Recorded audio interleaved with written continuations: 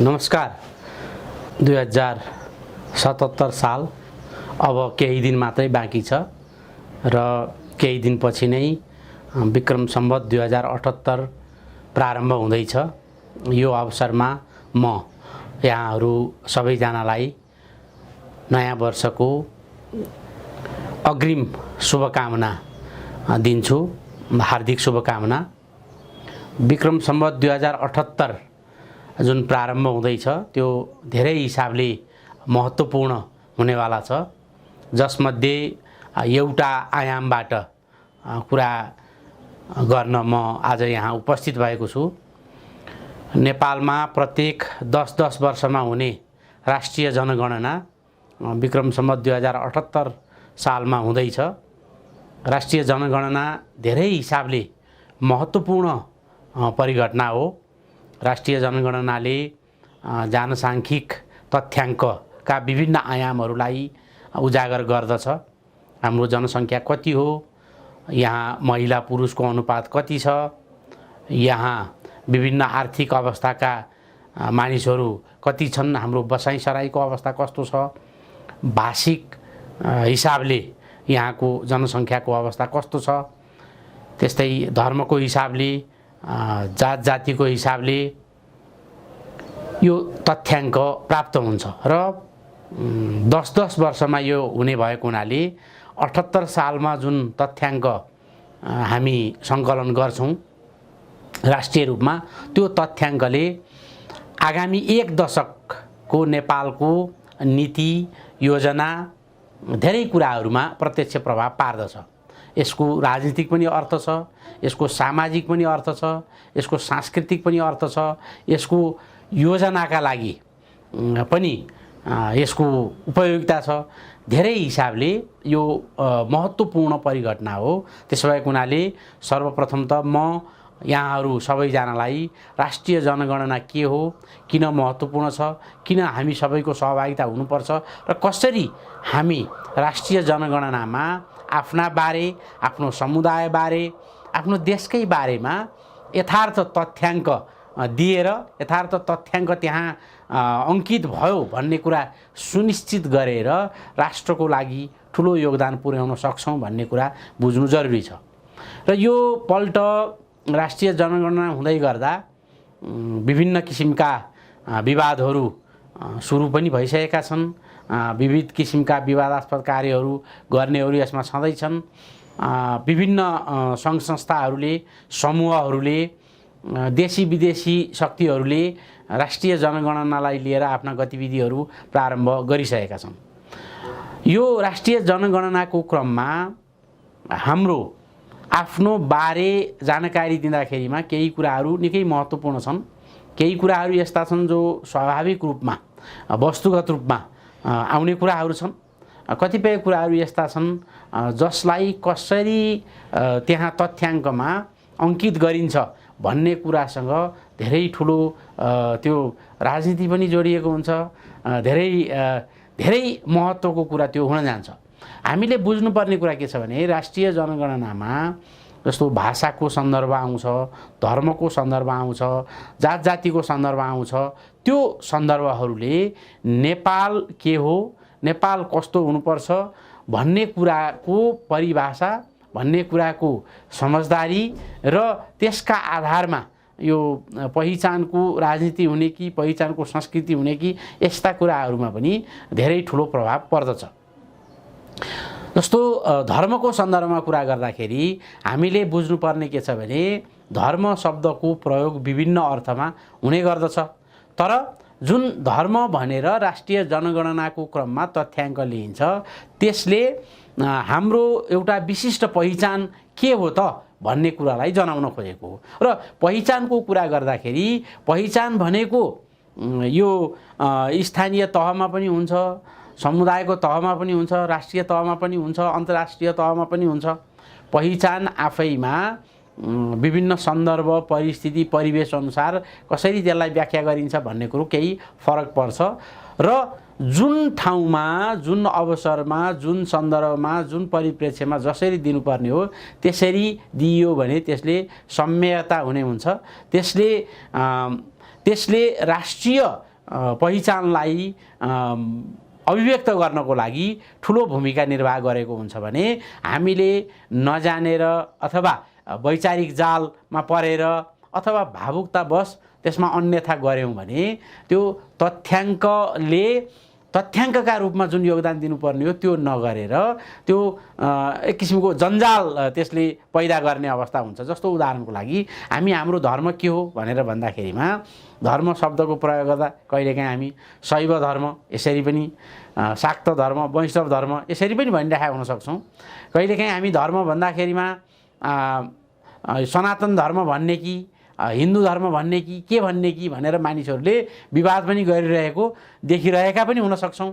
तर हामीले बुझ्नुपर्ने के हो भने यो शैव धर्म, शाक्त धर्म, मष्ट धर्म आदि इत्यादि भनेर जुन प्रयोग गरिन्छ त्यो राष्ट्रिय जनगणनाका सन्दर्भमा प्रयोग गरिने शब्दावलीहरू होइनन्। राष्ट्रिय जनगणनामा हामीले त्यो धर्मको महलमा तथ्याङ्क दिँदाखेरिमा ख्याल गर्नुपर्ने कुरा के हो भने नेपालमा पनि र विश्वभरि नै जुन पहिचान का रूपमा सुस्थापित भएको संसारभरि नै चिनिने हिन्दू धर्म भनिसके पछाडि संसारभरि त्यसको एउटा मान्य स्थापित पहिचान छ, त्यो पहिचानसँग जोडिने पनि कुरा हो।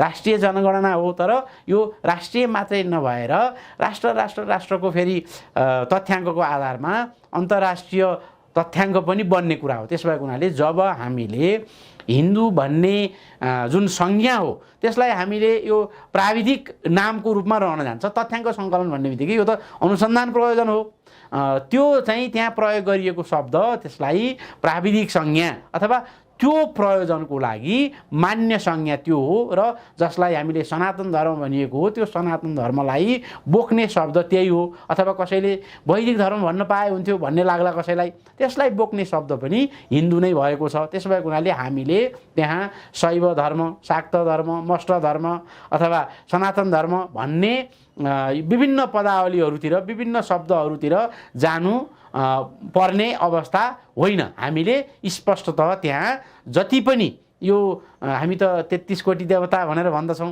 हाम्रो संस्कृतिको हिसाबले हेऱ्यो भने पनि कोही मष्ट परम्परा मष्ट देवलाई पूजा गर्नेछौँ, कोही नाथ परम्पराका छौँ, कोही जोस्मनी परम्पराका हौँला, कोही आर्य समाजी हौँला, कोही के हौँला, यो आफ्नो ठाउँमा छ। तर हाम्रो अन्तर्राष्ट्रिय जगतले समेत चिन्ने साझे पहिचान भनेको हिन्दू धर्म भन्ने हो। त्यसो भएको हुनाले धर्मको महलमा के हो भनेर भन्दाखेरिमा हिन्दू भनेर लेख्नु पर्यो। त्यसमा कसैले मष्ट लेखौँ भनेर भन्ला, कसैले शाक्त लेखौँ भन्ला, कसैले शैव लेखौँ भन्ला। अहिले मैले देखेँ कतिपय जातीय संस्थाहरूले त्यो आफ्नो जातीय पहिचानलाई जोडेर त्यसका पछाडि धर्म भनेर लेखिदिएको पनि देखियो।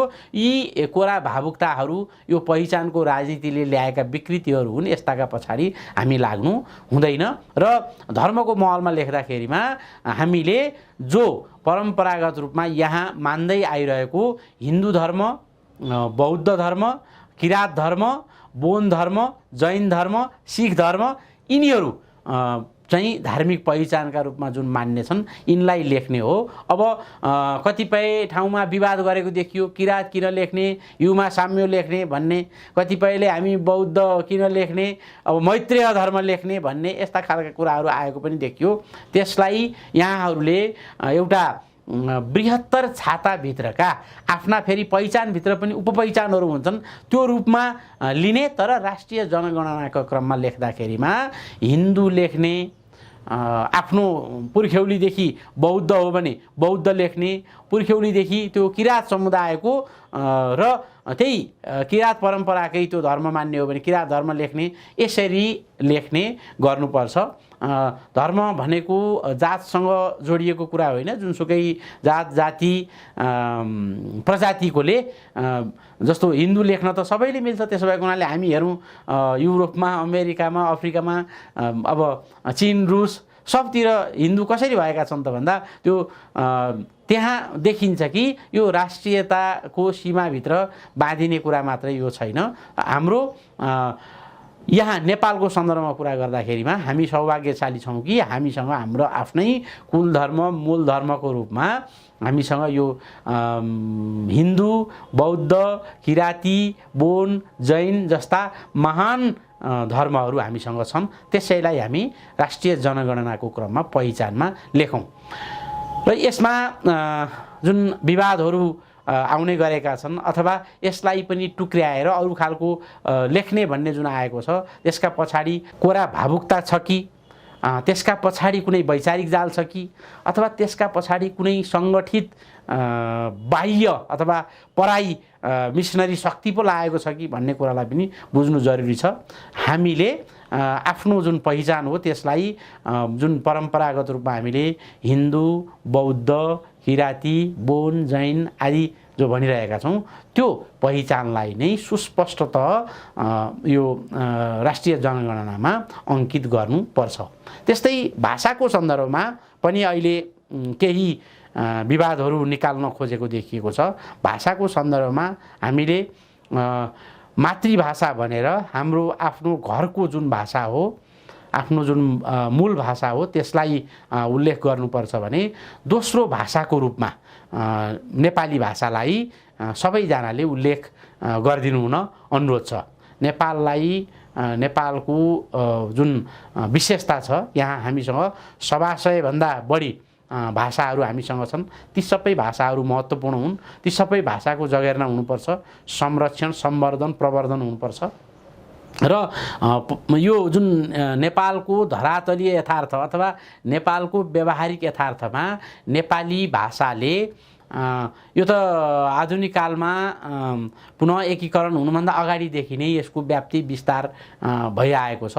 त्यसलाई हामीले विचार गरेर जसको मातृभाषा नै नेपाली भाषा हो उहाँहरूले त यसलाई लेख्ने कुरा आइहाल्यो। त्यसपछि जसको घरमा बोल्ने अथवा आफ्नो चाहिँ परम्पराबाट वंशज परम्पराबाट अर्को भाषा छ भने त्यसलाई मातृभाषाको महलमा लेखेर दोस्रो भाषाको रूपमा नेपाली भाषालाई उल्लेख गरिदिनु हुन हार्दिक अनुरोध गर्दछौँ।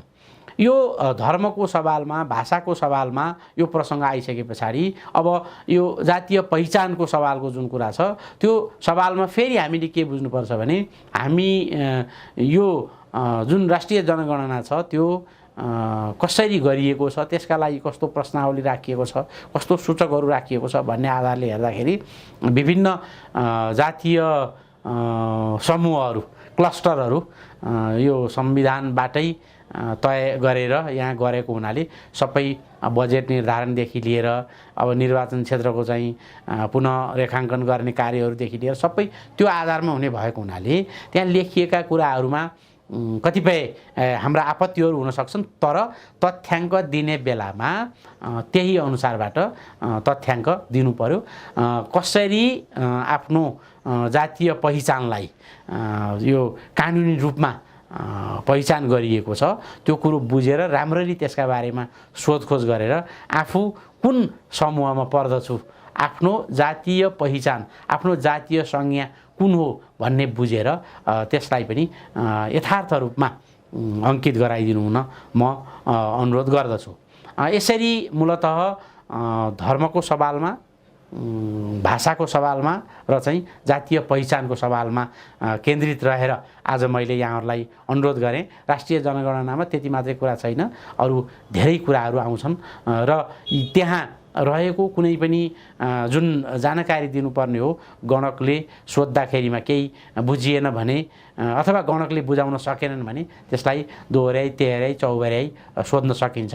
र अर्को एकदमै ख्याल गर्नुपर्ने कुरा चाहिँ के हो भने हामीले दिएको तथ्याङ्क गणकले हामीले दिए जस्तै तरिकाले लेखे कि लेखेनन् भन्ने कुरालाई पनि ख्याल गर्नुपर्छ। त्यहाँ सुपरिवेक्षकहरू पनि हुन्छन्। यो राष्ट्रिय जनगणना भनेको हामी सबैको साझे कार्य हो। त्यसो भएको हुनाले यसलाई सरकारी कर्मचारीहरू अथवा अहिले त केही समयका लागि यही कार्यका लागि मात्रै भर्ती गरिएका व्यक्तिहरू छँदैछन् उनीहरूले गरिहाल्छन् नि भनेर छोड्ने कुरा यो होइन। हामी सबैको चासोको सरोकारको कुरा हो। किनभने यही तथ्याङ्कको आधारमा हाम्रा नीति योजना बन्नेवाला छन्।